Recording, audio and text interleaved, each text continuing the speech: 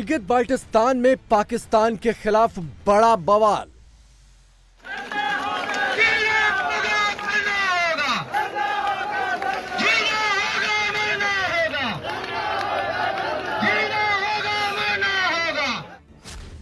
PoK से गिलगित तक बगावत की भीषण आग।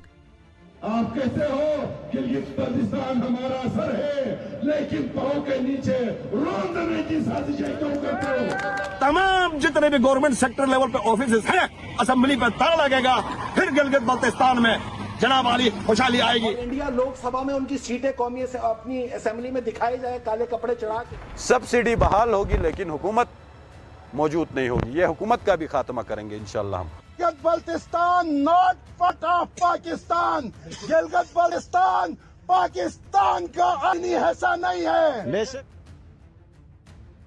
पूरे गिलगित बाल्टिस्तान और पीओके में पाकिस्तान के खिलाफ कोने कोने पर मोर्चा खोल दिया गया है।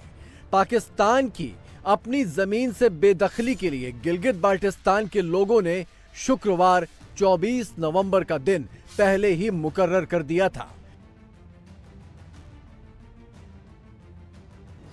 गिलगित बाल्टिस्तान के कारोबारी, सरकारी और निजी शिक्षक, मजदूर, किसान, घरेलू महिलाएं और स्कूल कॉलेज के छात्र सबके सब सड़कों पर निकल आए।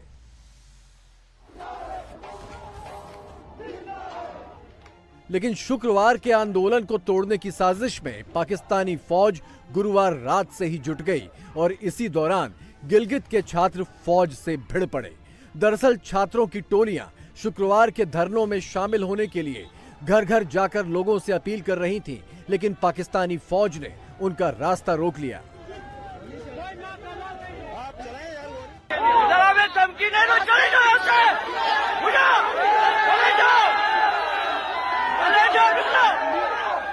कोई नाकाला नहीं है, इधर धमकी दे दी। जरा वे धमकी नहीं दो, चले जाओ यहाँ से।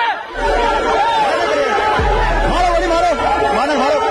इधर आके तलबा के सामने कलाशनिकोव दिखा ले। ये गैरत लोग आके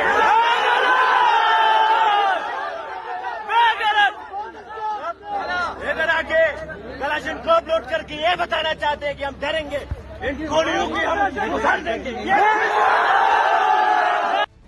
गिलगित बाल्टिस्तान में जान बचाकर भागी पाकिस्तानी फौज।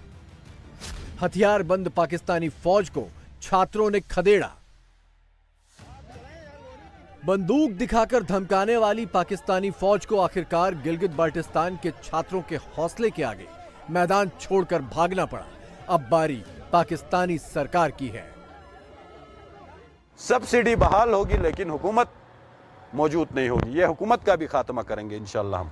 यहाँ पे गंदम की सब्सिडी ख़त्म करते हैं, उसके साथ हमारे ज़मीनों के ऊपर भी कब्जा कर रहे हैं। आप पाकिस्तान में हर चीज़ पे सब्सिडी देके, पाकिस्तान में इंसान बैठ के गिलगित बाल्टिस्तान में कोई जानवर है, पंजाब में वहाँ पे शहजादे बैठ के यहाँ पे कोई नौकर है। हम बराबरी के लोग हैं, हम बराबरी के बुनियाद पे बैठना चाहते हैं। हम इस चीफ सेक्रेटरी को पैगाम देना चाहते हैं, ये गिलगित बाल्टिस्तान है, यहाँ जो भी फैसला करना है होश हवास में बैठ के करना है। गिलगित बाल्टिस्तान एक मुतनाज़ा खित्ता है, यहाँ पे IMF का कोई कानून लागू नहीं होता है। गिलगित के लोगों के पेट की आग अब पाकिस्तान के खिलाफ बगावत की आग में तब्दील हो गई है। गिलगित बाल्टिस्तान में करीब करीब सारा गेहूं पाकिस्तान से सप्लाई होता है। पहले इस इलाके को सब्सिडी वाला गेहूं 7.5 रुपए प्रति किलो की दर से दिया जाता था। इसी साल जून में ये रेट 7.5 रुपए से बढ़ाकर 20 रुपए कर दिया गया और अब नवंबर में बढ़ाकर 52 रुपए प्रति किलो कर दिया गया। पाकिस्तान गिलगित के लोगों को भूखा मार डालने पर आमादा हो गया है। आप कहते हो गिलगित बाल्टिस्तान हमारा सर है, लेकिन पांव के नीचे रोंदने की साजिशें क्यों करते हो? हमारे वजीर खजाना इंजीनियर इस्माइल साहब फरमाते हैं, देखो ना मैं यहाँ से गया, इस्लामाबाद में बुलाया, वहाँ एक खातून ने खड़ा करके मुझे बेइज्जत किया, मुझे डांटा। फाइनेंस मिनिस्ट्री इस्लामाबाद में कहा कि तुम मुफ्त गंदम खाते हो, तुम हमें कुछ नहीं देते हो। तो मैं बहुत मायूस हुआ, मैं क्या करता? तुम डूब के मर जाते हो। यहाँ पे जमीनों की बंदरबांट में आप लोगों ने किया क्या है। पुराने पाकिस्तान वाले, नए पाकिस्तान वाले असेंबली में सब मिले हैं, सब मिलकर गिलगित बाल्टिस्तान के अवाम पर ड्रोन हमला किया है। गिलगित बाल्टिस्तान की सिर्फ 2% जमीन पर खेती होती है, इसीलिए अनाज के लिए ये इलाका पाकिस्तान पर निर्भर है। पाकिस्तान ने कुछ सालों तक सब्सिडी वाला गेहूं दिया, लेकिन अब खुद पाकिस्तान के पास खाने को नहीं है, तो यहां क्या दे। यहां की नदियों से बनी बिजली पाकिस्तान जाती है, लेकिन गिलगित बाल्टिस्तान में अंधेरा रहता है।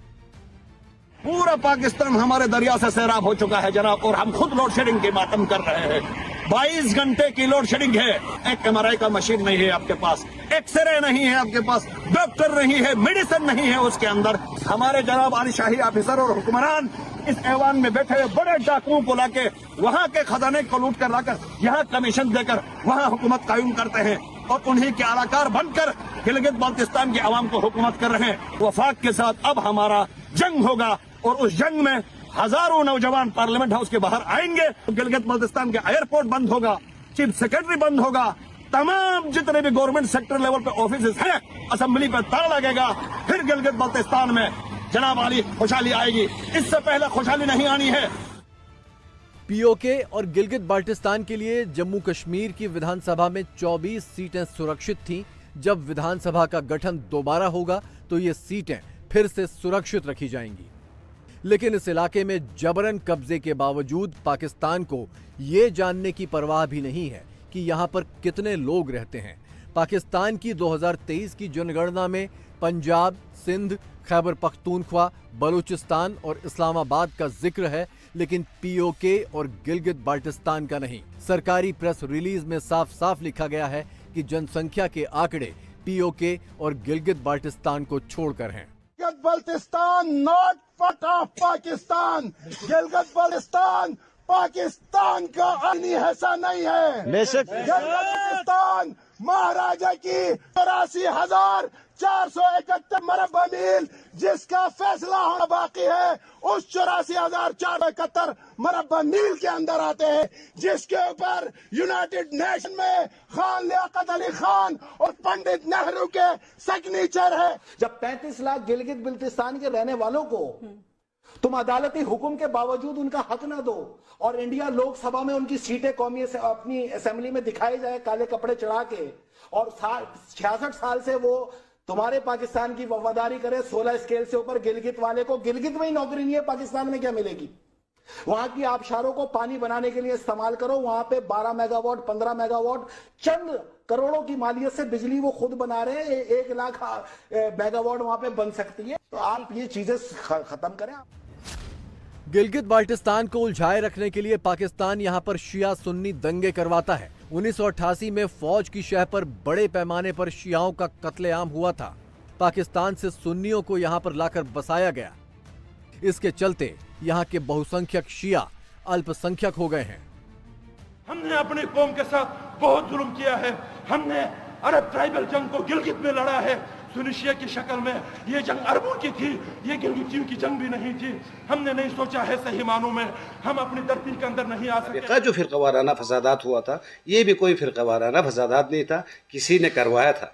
फितना फसाद का खदशा है। अभी अल्लाह का शुक्र है सर, सब बेनकाब होकर सामने आ रहे हैं। कम से कम मेरे जैसे लोगों का भी अभी आंखें खुल गया है। यानी कि यहाँ पर जो जीबी के साथ अच्छा कर रहे हैं वो भी सामने आ रहे हैं, जो गलत कर रहे हैं वो भी सामने आ रहे हैं। यहाँ बेनकाब हो रहे हैं। पीओके और गिलगित बाल्टिस्तान के लोग पाकिस्तानी साजिशों और अपनी भूल को समझ चुके हैं, और इतिहास की भूल से बाहर निकलने का अब एक ही रास्ता है, पाकिस्तान से छुटकारा। यही वजह है कि इन इलाकों में पाकिस्तान के खिलाफ जबरदस्त आंदोलन चल रहे हैं। सूरत नाज़रीन अब ये हो रही है कि इतने अरसे से ये तहरीक चल रही है पाकिस्तानी ऑक्युपाइड जम्मू कश्मीर और गिलगित बाल्टिस्तान में, और मेरी जहां वहां लोगों से बात होती है तो वो मुझे यही कहते हैं कि डॉक्टर साहब आप ये कहते हैं कि हमें भारत का हिस्सा हैं और हमें भारत के साथ शामिल होना चाहिए वापस, और जम्मू कश्मीर के साथ जो है वो पीओके को जुड़ना चाहिए, और लद्दाख के साथ जो है गिलगित बाल्टिस्तान को जुड़ना चाहिए। लेकिन हम यहाँ भूखे मर रहे हैं, हम खुदकुशियों पे उतर आए हैं। लेकिन भारतीय सरकार की तरफ से जो है वो कुछ जुम्बिश नजर नहीं आ रही। तो इसका जवाब मैं तो नहीं दे सकता, इसका जवाब तो खुद भारतीय सरकार दे सकती है कि वो क्या करने जा रही है इस हवाले से या क्या नहीं करने जा रही।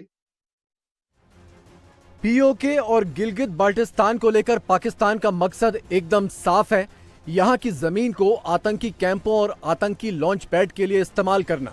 इसीलिए उसे ना तो यहां के लोगों की फिक्र है, ना उनकी जरूरतों की। जम्मू कश्मीर में आतंकी धंधे का हेडक्वार्टर पाकिस्तान ने इन्हीं इलाकों को बना रखा है। देखिए, कुछ की जब हमने पहचान करने की कोशिश की तो कुछ ऐसे हमें मिले कि वो रिटायर्ड फौजी थे। जहां तक यहां पर जो अभी ऑपरेशंस चल रहे हैं, पाकिस्तान की कोशिश होती है क्योंकि यहां पर लोकल रिक्रूट्स नहीं हैं और वो फॉरेन टेररिस्ट लाके यहां पे कार्रवाई करना चाहते हैं, तो इसलिए हमारी कोशिश यही है कि जितने भी फॉरेन टेररिस्ट हैं उनका खात्मा खत्म करें। पाकिस्तान के नफरती एजेंडे से अलग पीओके के लोग अपनी विरासत और जड़ों की ओर लौटना चाहते हैं। इसी नजरिए से हाल ही में कुछ लोगों ने यहां के खंडहर पड़े 5000 साल पुराने शारदा पीठ पर 75 साल बाद फूल चढ़ाए थे। ये जो पत्थर हैं, इनमें से मुझे अपने अजदाद की खुशबू महसूस हो रही है। मैं उन हाथों को देख सकता हूँ जिन्होंने इन पत्थरों को पहले तराशा और इतनी बुलंदी पे ला के इनको नस्ब किया। तो एक मोहब्बत का जज्बा उन लोगों के लिए जिन्होंने हजारों साल पहले मरकज़ को तामीर किया था, तो एक अकीदत का जज्बा दिल से उभरता है उन लोगों के लिए। ये एक बड़े दर्जे की, आला दर्जे की दरसगाह थी और यकीनन इसमें से स्कॉलर्स निकल के तो दुनिया भर में गए होंगे जहाँ उन्होंने उस इल्म के साथ साथ हमारी तहजीब और सकाफ़त का भी ढंढोरा पीटा होगा यकीनन। पाकिस्तान में शारदा पीठ पर फूल चढ़ाए जाने की खबर फैली तो उसने सिंध के एक मंदिर से बदला निकाल लिया। दिन दहाड़े हिंदू मंदिर को बुलडोजर चढ़ाकर जमीन दोज कर दिया गया। लेकिन पाकिस्तान की नफरतों से परे पीओके की आवाम आज भी अखंड भारत का सपना